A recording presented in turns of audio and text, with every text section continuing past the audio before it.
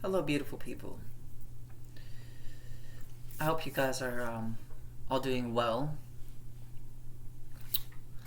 I am sitting here before all of you again, doing my usual meditations, and decided I'm going to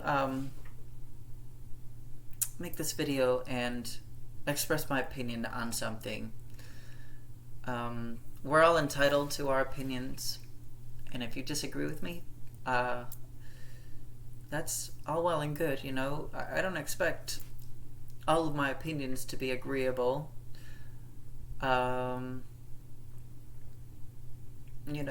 Sometimes opinions can hurt other people's egos too.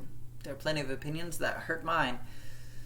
I am a human being just like the rest of you, so I'm not going to sit here and act like I am perfect. But I will start with reading this definition.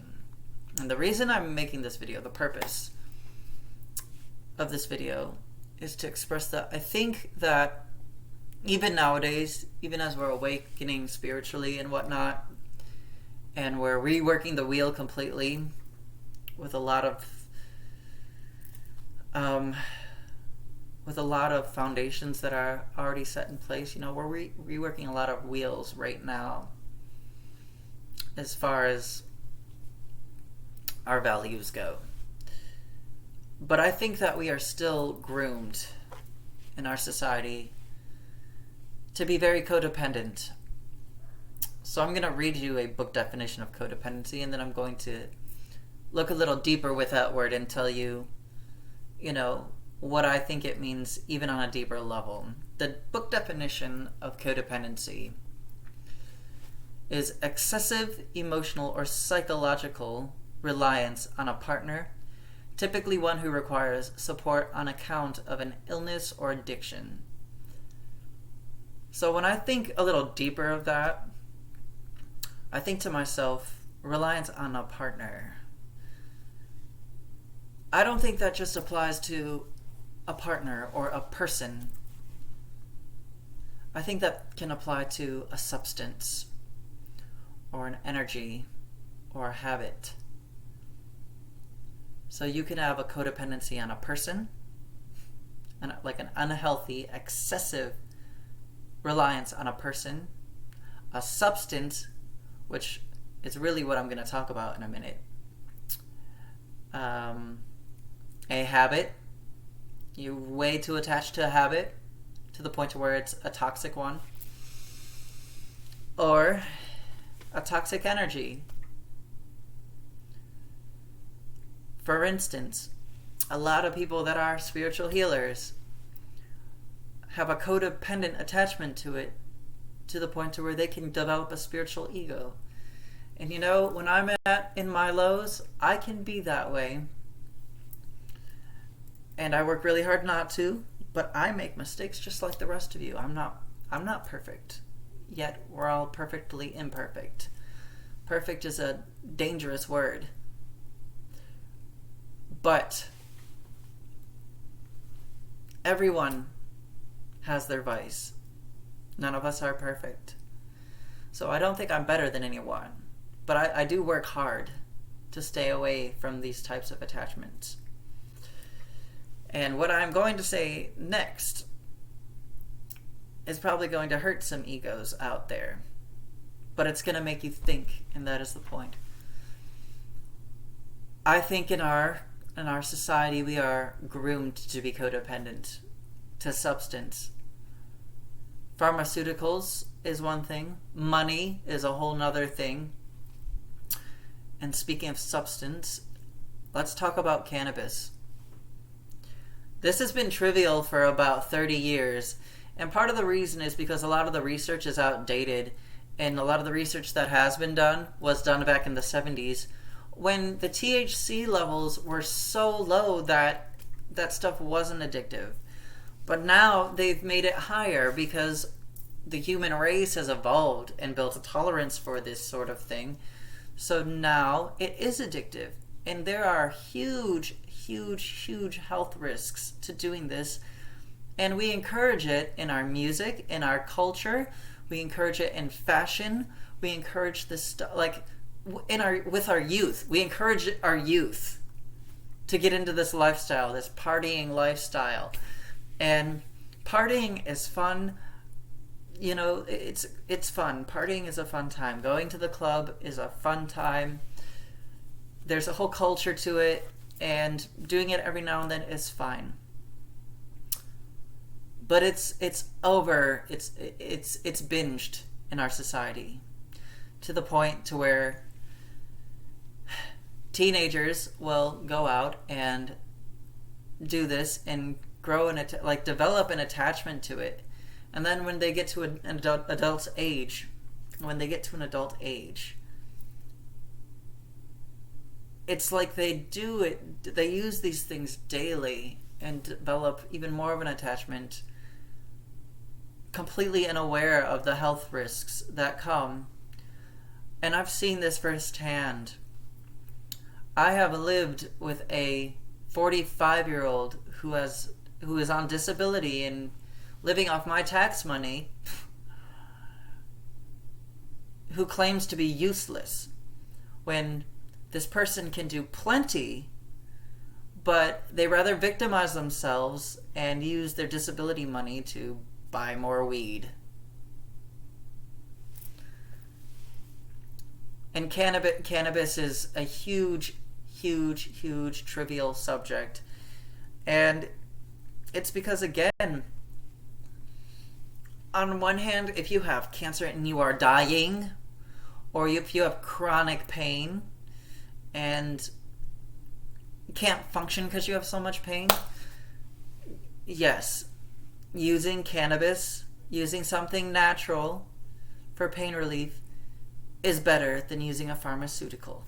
However, using this stuff excessively and recreationally is going to have really bad effects on you. In fact, if you use it on a daily basis or regularly, you will end up with chronic illness, mental illness, and disability.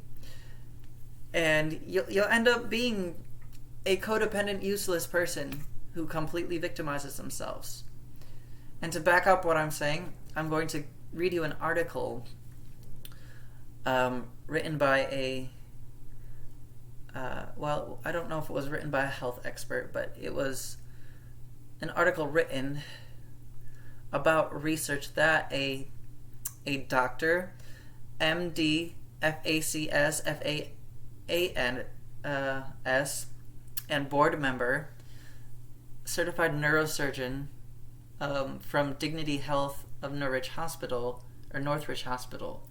This article was written about research that this doctor did, and not just research, but like records of like facts just from his years of rehabilitation.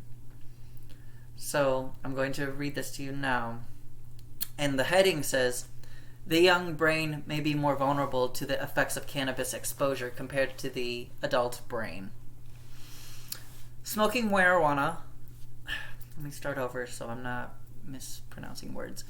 "Smoking marijuana to treat health ailments like the symptoms from cancer, chemotherapy, Lennox-Gastaut syndrome, and other conditions does provide some relief and benefits according to the National Institute of Health. That said, smoking marijuana daily and abusing the drug can have serious, harmful side effects." Dr. Parham Yashur, I probably bombed that name, but this was the doctor I was talking about, says, "There is evidence that regular use of cannabis results in changes in the brain. Regular use of cannabis results in changes in the brain, especially in the hippocampus and the amygdala, which can have effects on attention, memory, decision-making, and emotional processing, among others." He adds, although it is not well understood evidence from both animal and human studies, although this is not well understood, Evidence from both animal and human studies suggests that regular heavy use of marijuana and cannabis in adolescents is associated with more persistent negative outcomes than use in adults. This suggests that the young brain may be more vulnerable to the effects of cannabis exposure compared to the adult brain, and its effects on adolescent brain have been thought to increase the risk of developing mental illness such as addiction and psychosis. Eat This Not That Health Talked with Dr. Joseph something, or rather he's an MD, a world-renowned psychiatrist and addictionalist in Pasadena, California, who explains the damaging effects smoking marijuana can have.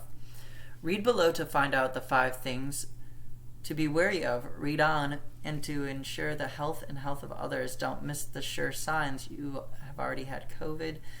That's just marketing. That's just marketing COVID stuff. But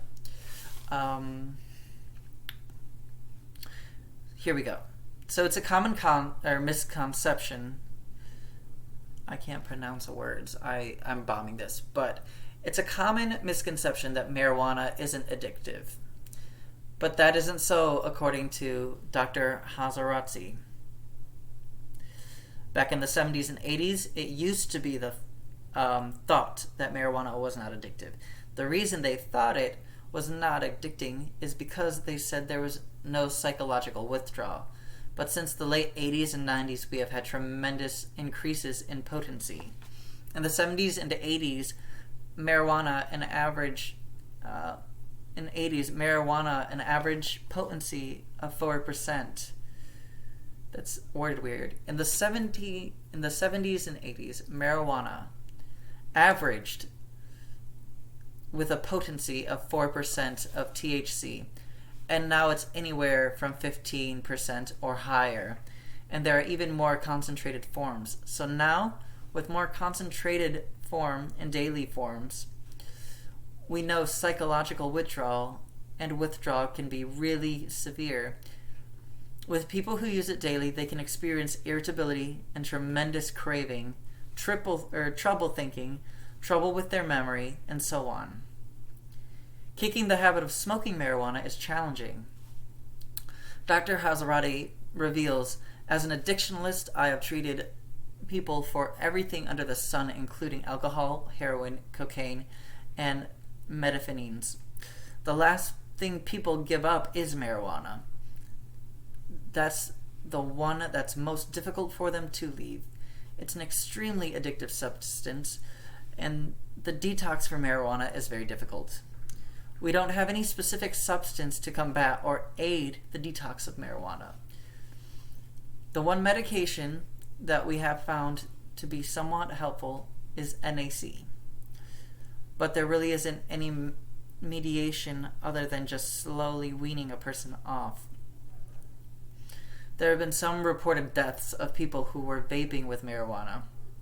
It has not been proven that it was definitely caused by marijuana, but there certainly is an association between these deaths and vaping with the high concentrations of marijuana.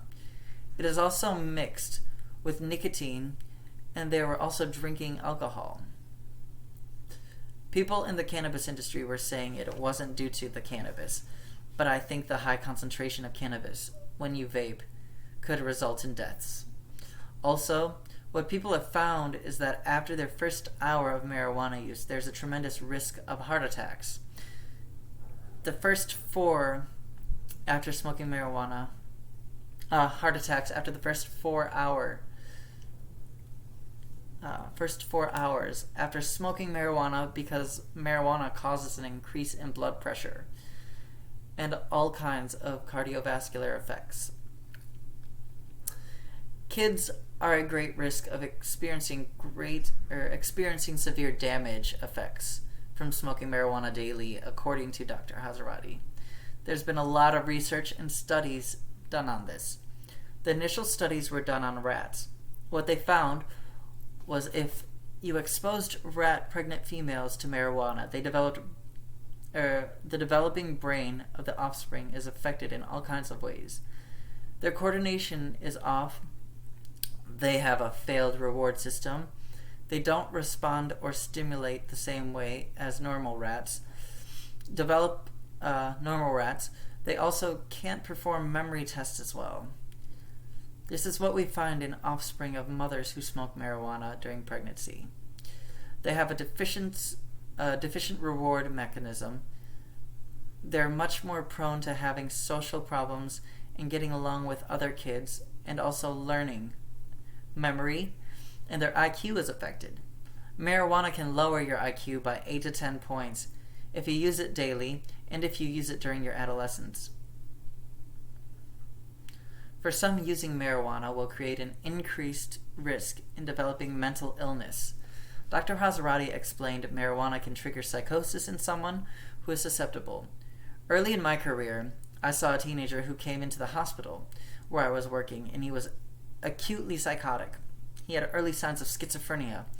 As I was trying to find out what kind of triggers and what kind of precipitating factors that he would have experienced, it turns out that he had smoked marijuana just a few times, just a few exposures, and he came down with this acute psychotic break. He was psychotic from that point on. It could be a trigger for a lifelong struggle with schizophrenia or anyone with the AKTI gene variant. I've also seen it with bipolar being triggered, and I've also seen it with anxiety disorders. The research does not support the relationship between bipolar and anxiety, but with psychosis, there is a relationship, and they have identified this particular gene. This doesn't happen with everyone, only people who have the gene and are more susceptible to schizophrenia. Other people who have the AKT1 gene variant but are not susceptible to schizophrenia will only become psychotic for a week or two and then will remit if they give up smoking marijuana. They're hallucinating, they're paranoid, they can even have an acute panic attack.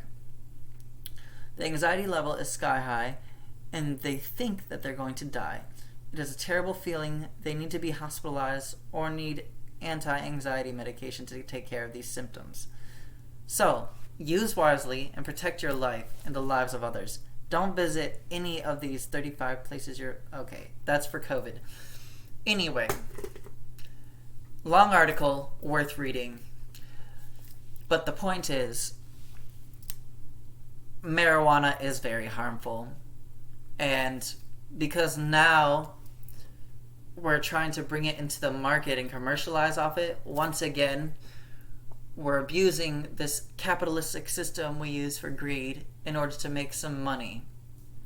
And also groom ourselves to be codependent to substance. And to me, as a person who lives in a world that he can't even associate with, because everyone and their mother does some sort of pharmaceutical, or everyone and their mother smokes weed.